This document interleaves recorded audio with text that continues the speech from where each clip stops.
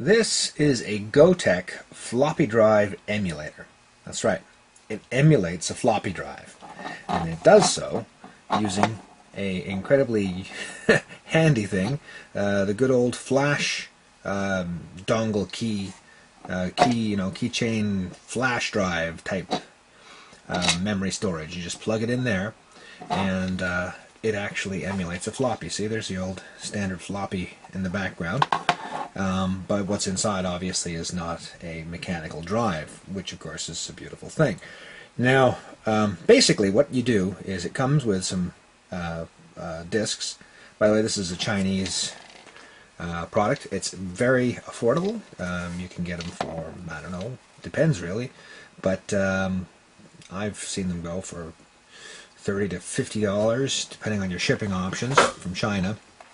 But the company is called Gotek. G-O-T-E-K, and they're the guys. You know, if you take a look around on the web, you can see an awful lot of other floppy drive emulators. I mean, once you know to look through Google and whatnot, you can look, and you'll see a lot of them. But most of them, despite the fact they're several $100s, are just a Gotek inside with an extra box on the outside and somebody else's name. So I believe that Gotek are the company that developed this.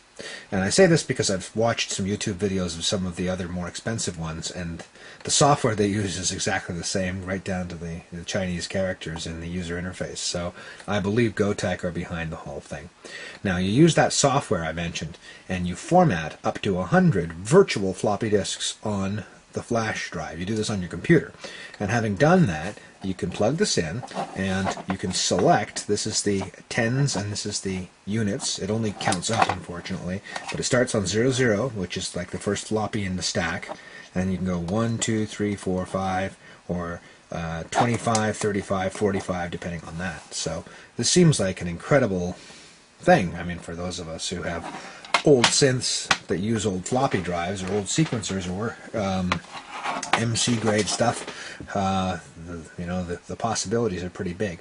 SY77, Yamaha, Roland, XP80, and now, of course, warning up front, this isn't automatically going to work for you. And I found out why. First thing I did was I looked inside, and I was doing this for the XP80 project, which we're doing sort of separate to this, and that's going to be a fun project when it's taken to its completion.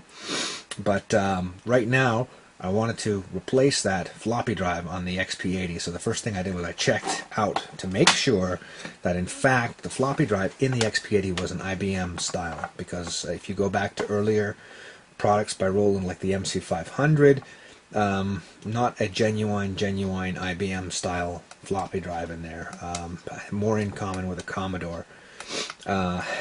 And believe me, my MC500 is sitting on a shelf. I have no plans on doing any work on it, even with one of these. It's obsolete. But the XP80 is another story. XP80 is a nice workstation keyboard, and it has MRC sequencer on board, so it may actually be a worthwhile candidate for this sort of thing.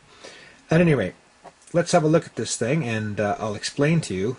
We do have a problem with dealing with the XP80, and the main problem with the XP80 is that I believe, from what I can tell, it accesses the drive all the time. It has the drive always on, and what that essentially does to this guy is it prevents you from changing the virtual floppy on the front panel. And the reason for that is, well, I'll open the disk and I'll open up the box and we'll have a look inside.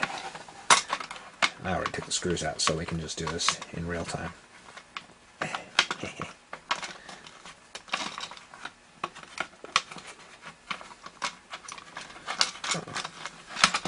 One hand never really cuts it, does it?